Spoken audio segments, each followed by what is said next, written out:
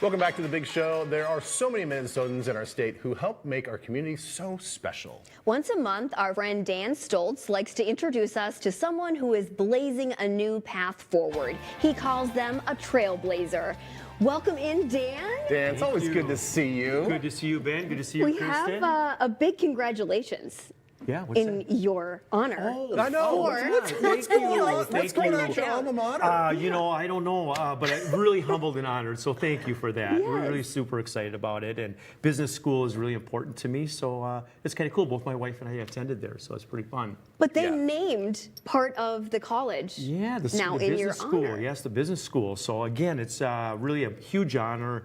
We're really excited about it as a family for sure. Thank you. Yeah. Appreciate that. Absolutely. Okay, we love these Trailblazer segments because Yes. you introduce us to somebody that we already know in the community, but you want to like highlight kind of what they're doing in the community also professionally. And you have a little hint that Yeah, you're I got wearing. a little hint right Yeah. here.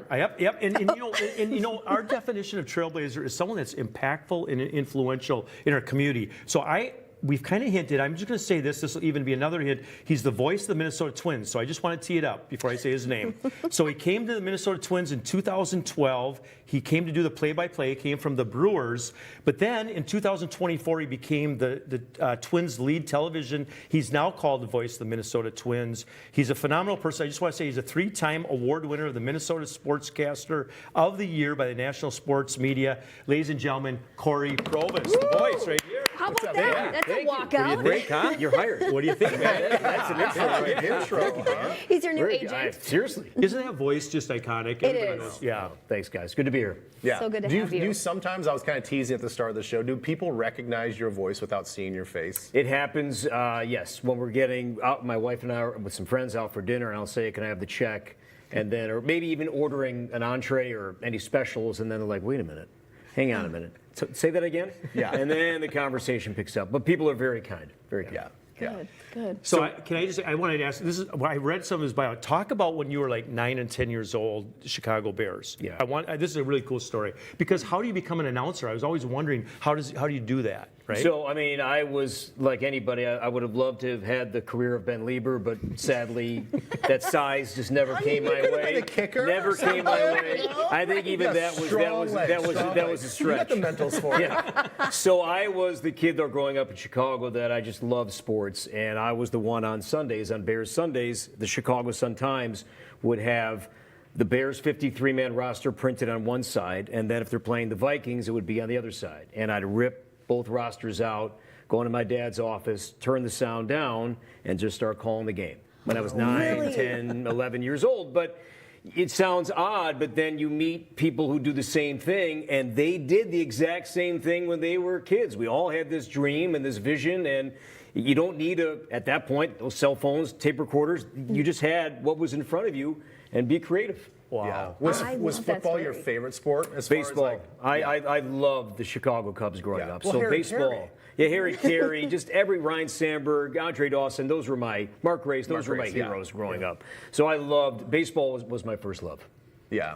What do you think about, and maybe we're going to turn this into a sports segment, the whole idea of the Bears moving to Indiana? Is that going to happen? Like, you believe that? I am down on it. I am negative. I don't want it to Negative, yeah. happen. I just can't imagine. And I know I heard the governor say they're still going to call themselves the Chicago Bears.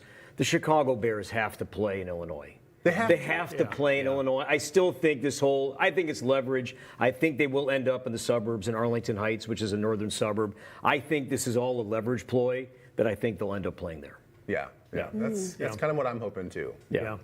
You've called a lot, Cory, over your time. What would you say is one of your favorite calls?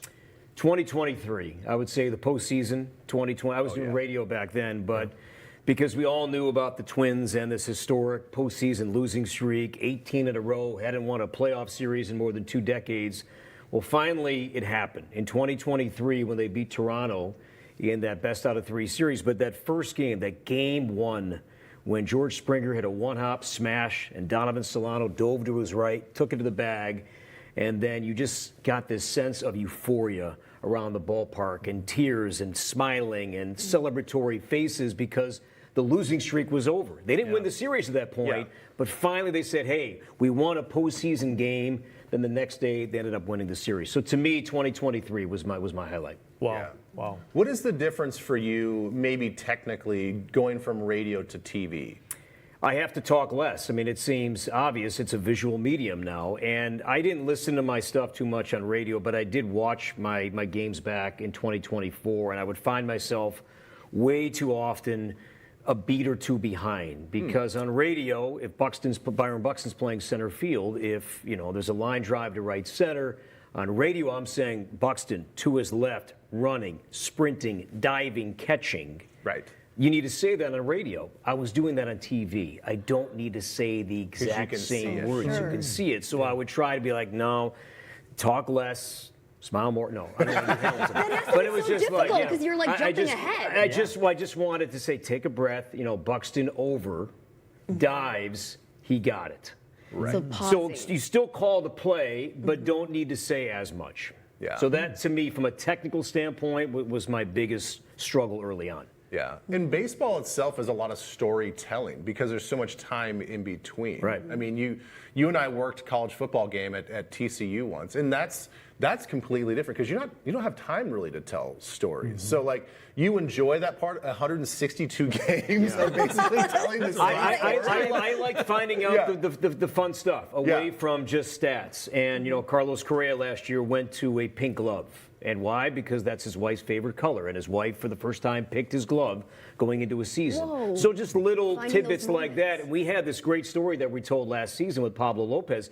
He ended up befriending a security guard. So we'd always have this target field. I mean, this guy that would just watch the players in between commercials, inning breaks, make sure nobody ran on the field.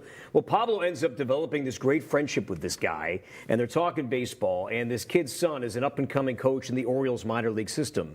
So telling that story, it looks so, you don't notice it too much, but there might be something there. So find it, dig into it more than just what is his ERA and what's his Stats. batting average and his OPS. You can see all that. What can you tell us about this player, this moment that's interesting? Yeah. Well, you're the perfect trailblazer.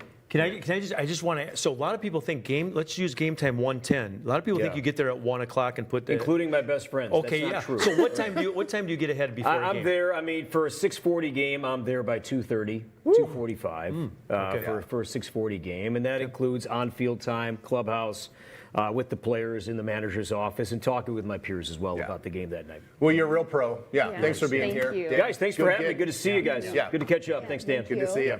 All right, you can learn more about Blaze on their website. It's blazecu.com or stop by any one of their 28 branches.